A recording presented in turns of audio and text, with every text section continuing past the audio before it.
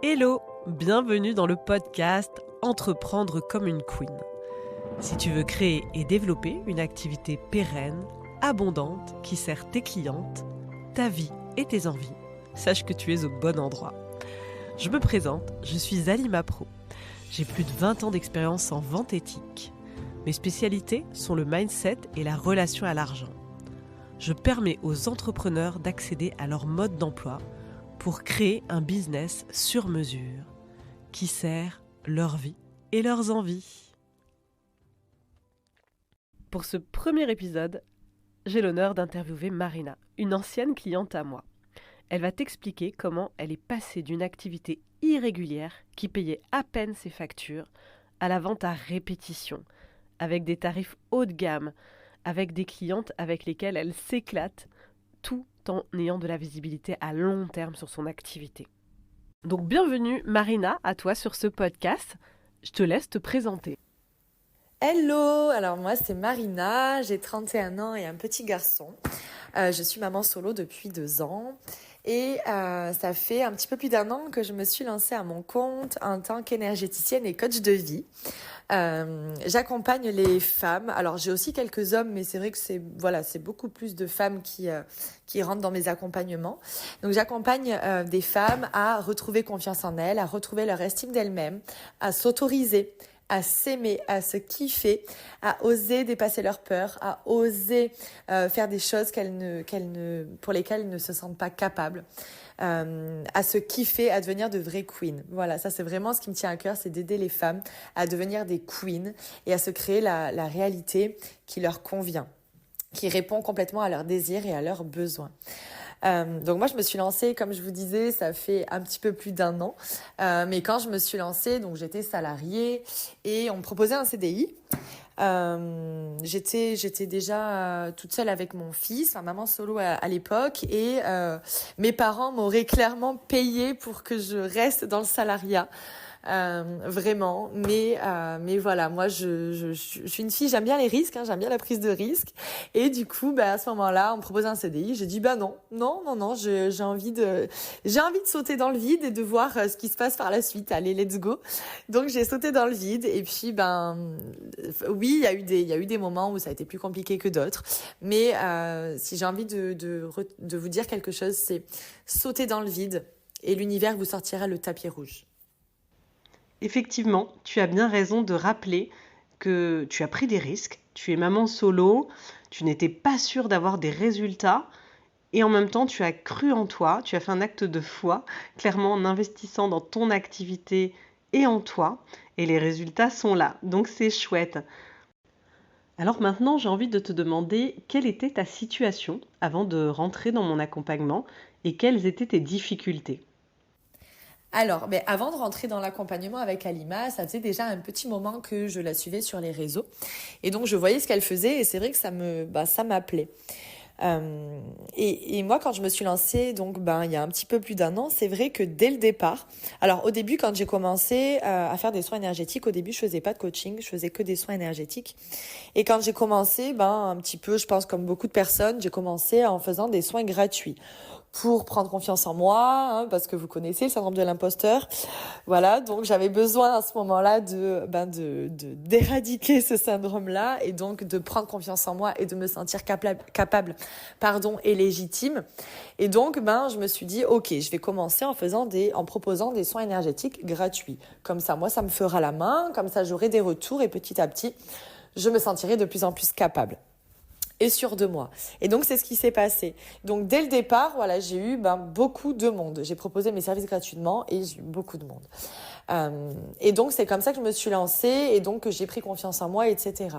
Et en fait, au bout d'un moment, je me suis dit, ok, il serait peut-être temps de mettre un tarif sur ce que je propose. Parce que j'avais vraiment des retours qui étaient top. Et donc, je voyais vraiment la valeur de ce que je proposais, de ce que j'amenais.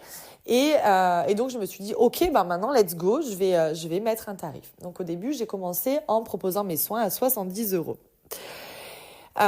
Et donc, voilà, je vendais mes soins, etc. Et puis, à un moment donné, je connais une période de down où j'ai plus grand monde. Alors, j'ai toujours vendu des soins, toujours, il y a jamais aucun mois depuis que j'ai commencé où j'ai eu 0 client. Ça n'est jamais arrivé. Mais il y a eu des périodes où c'était un petit peu le creux de la vague.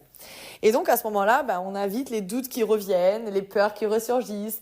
Et pourquoi? Et qu'est-ce qui se passe? Et si en fait, ce que je fais, c'est pas bien? Et si en fait, j'étais plus capable, etc., etc. Ça va très vite, hein, le mental, il est hyper fort pour ça. Et donc voilà, c'est à ce moment-là que je me suis dit, ok, allez, je vais contacter Alima et puis on va voir ce qu'on peut faire ensemble. Et donc je rentre dans l'accompagnement d'Alima à ce moment-là. Et là, elle m'aide à travailler, elle met le focus sur mes croyances limitantes. Elle me fait travailler mon mindset monnaie. Petit à petit, j'augmente mes prix. Petit à petit, je me sens de plus en plus capable et je m'autorise à augmenter mes prix parce qu'en fait, elle me permet de prendre conscience de la valeur de ce que je propose. D'ailleurs, je lui ai fait un soin énergétique à l'époque, justement pour qu'elle puisse voir ce que j'amenais. Et du coup, elle me permet à ce moment-là de prendre véritablement conscience elle me dit, mais waouh, mais en fait, ce que tu fais, mais ça vaut pas 70 € en fait, ça vaut beaucoup plus. Et là, il a fallu aller travailler et aller chercher des croyances que j'avais sur, ok, mais est-ce que je mérite plus?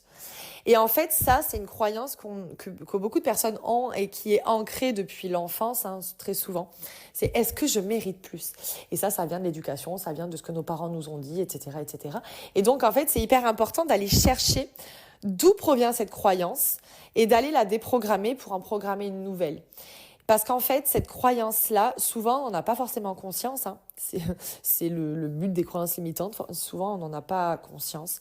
Mais elles impactent énormément tous les domaines de notre vie, et notamment le financier, notamment le pro, etc.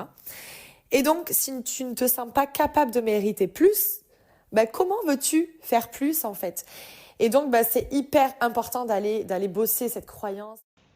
On est bien d'accord, c'est hyper important de travailler ses croyances. Et à mon sens, c'est quelque chose qu'il faut faire tout au long de sa vie si on veut être créateur de sa vie, de sa réalité et vivre nos rêves. Parce que ça passe par ce travail qui est primordial sur les croyances. Ok, alors aujourd'hui, j'ai envie de te demander également qu'est-ce que cet accompagnement t'a apporté ? L'accompagnement d'Alima m'a permis véritablement de prendre conscience de ce que j'apporte dans mes soins, dans mes accompagnements. Elle m'a permis d'augmenter mes tarifs, de prendre conscience de la qualité de ce que j'apporte, de mon potentiel, de la valeur de ce que j'amène à mes clientes. Et du coup, de m'autoriser à vendre plus et à vendre surtout à un tarif aligné à moi et aligné à ce que je transmets. Parce qu'il faut savoir que si le tarif n'est pas aligné, vous aurez du mal à le vendre. Hein. Si vous mettez un tarif qui est trop élevé et que pour vous c'est pas ok, vous aurez du mal à le vendre parce que si pour vous c'est trop cher, ce sera trop cher pour les autres. Et à contrario, si vous vendez à un prix beaucoup trop bas alors que vous apportez énormément de valeur dans vos accompagnements, à un moment donné ça coincera et vous vous viderez en fait parce qu'il y aura un déséquilibre entre ce que vous donnez et ce que vous recevez. Donc c'est important que les prix, que vos tarifs soient complètement ok pour vous et que ce soit aligné pour que vous puissiez vendre. Donc voilà, donc elle m'a vraiment apporté beaucoup sur le money mindset, on a beaucoup travaillé sur ma vision de l'argent, sur mon rapport à l'argent, sur le fait de me sentir capable ou pas, de m'autoriser. Voilà, donc tout ça, ça vient en grosse partie, ce que je disais, des croyances limitantes. Donc moi, à l'heure qu'il est, c'est un travail d'ailleurs que je fais faire dans mes coachings.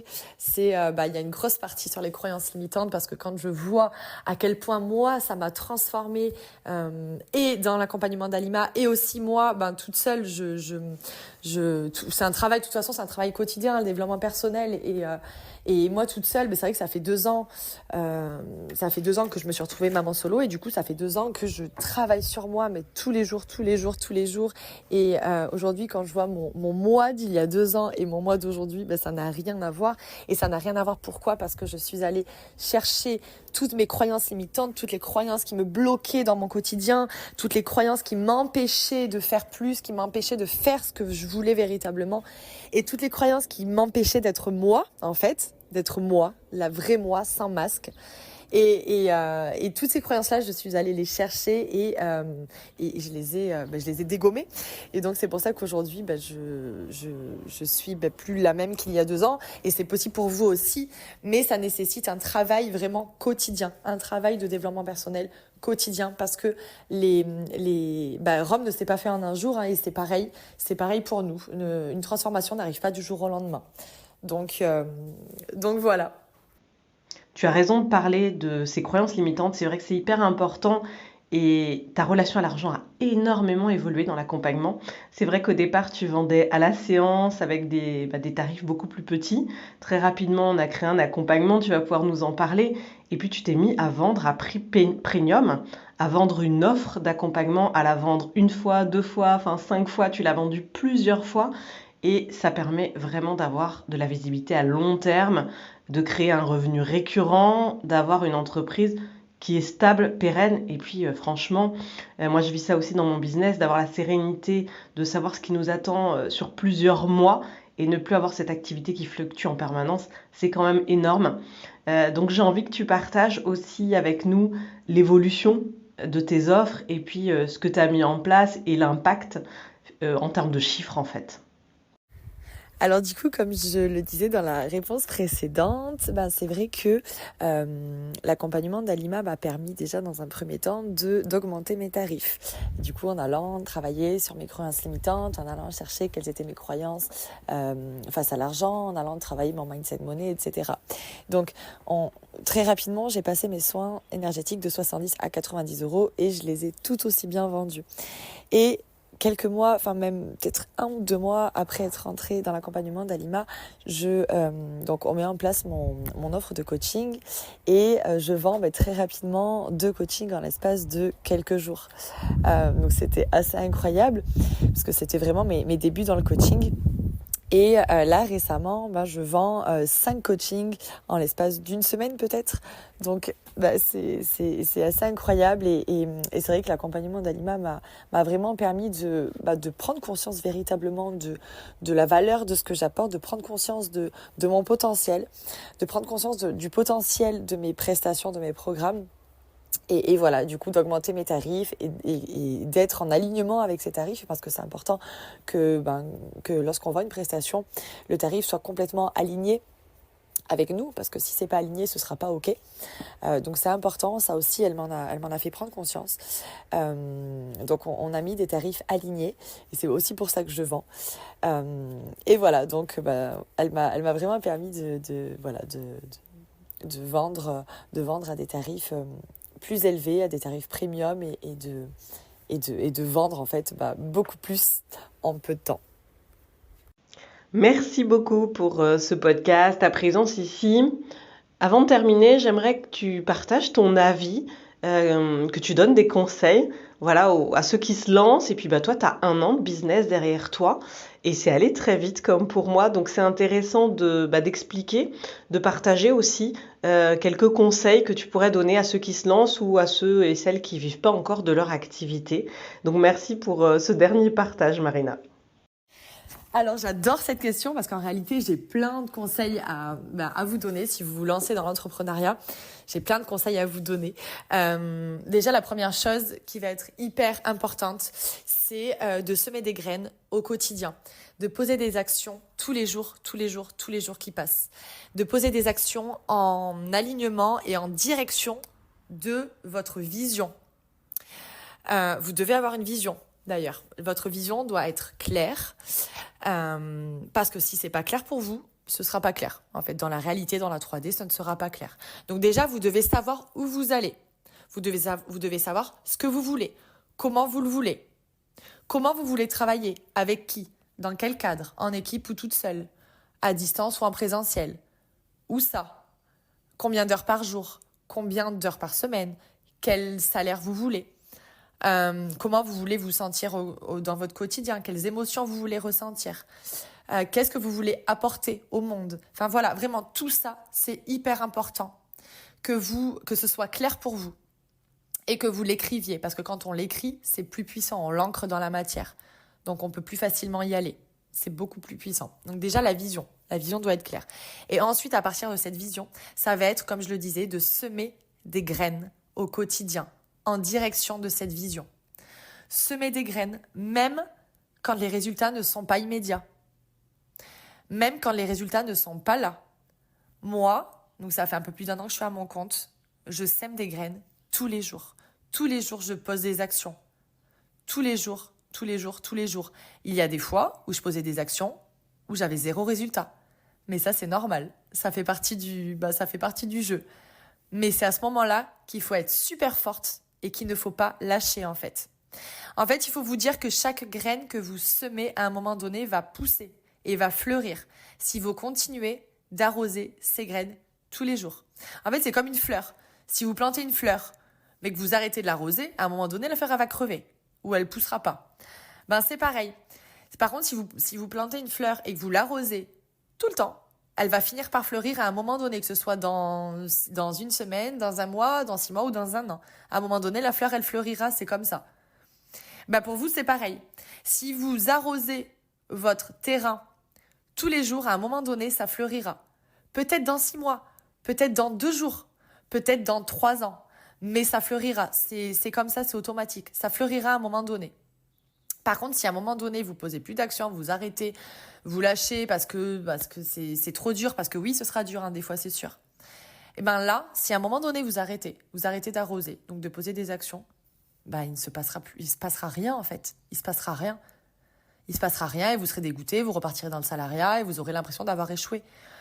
Et c'est bien souvent, en fait, quand ça devient difficile et qu'on a envie de tout lâcher, je vous parle en connaissance de cause, c'est souvent à ce moment-là qu'il faut tenir, qu'il faut mettre les bouchées doubles, parce que c'est très souvent juste après ça que la magie opère, en fait. C'est très souvent juste après les difficultés que, en fait, c'est comme si l'univers, alors je dis l'univers, mais peu importe vos croyances, c'est ce que vous voulez, hein, mais on va dire l'univers, c'est comme si l'univers, en fait, à ce moment-là, vous challengez pour voir à quel point vous en voulez.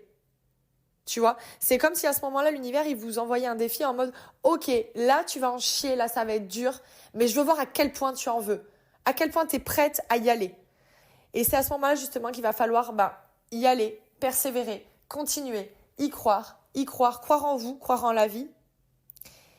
Et là, vous serez récompensé juste après ça. C'est très souvent comme ça que ça se passe. Moi, je vous parle en connaissance de cause, hein, c'est comme ça que ça se passe pour moi aussi. Hein. J'ai eu des périodes où il se passait rien. Et j'étais là en mode, waouh, bon là les doutes arrivent, les peurs reviennent, enfin tout revient à la surface. Ça ressurgit très très vite. Et c'est à ce moment-là en fait qu'il faut réussir à garder le cap et à garder un esprit positif. Un esprit positif. Et à y croire en fait, à croire en vous, parce que vous allez y arriver. Vous êtes capable, vous allez y arriver. Croyez en vous. Je tiens à te remercier pour ton écoute.